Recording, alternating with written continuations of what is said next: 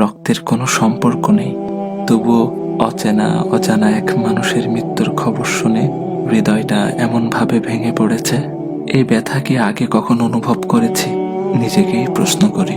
সব সম্পর্ক রক্তে বাঁধা থাকে না। কিছু মানুষ না জেনেই না চিনেই হৃদয়ের সবচেয়ে নরম জায়গায় স্পর্শ করে যায়, আর চলে গেলে রেখে যায় নামহীন এক দীর্ঘ কষ্ট। কেন জানি মনে হচ্ছে এই শোকটা শুধু তার চলে যাওয়ার নয়, এ যেন মানবতার এক নীরব অংশের বিদায়। চেনা ছিল না, কথা হয়নি কখনো, তবু তার অনুপস্থিতি হৃদয়ে গভীর শূন্যতা রেখে গেছে। একটা জিনিস খেয়াল করেছেন? আমার ভাই ওসমান হাদিকে গুলি করা হলো জুমার নামাজের পর, আর তিনি তার রবের ডাকে সাড়া দিয়ে চলে গেলেন জুমার রাতে। আহ, কত সৌভাগ্যের মৃত্যু! আল্লাহ সুবহানাহু ওয়া তাআলা আমার ভাইকে শহীদ হিসেবে কবুল করুক, জান্নাতের উচ্চ মাকাম দান করুক, শোকাহত পরিবারকে ধৈর্য ধারণ করার তৌফিক দান করুক।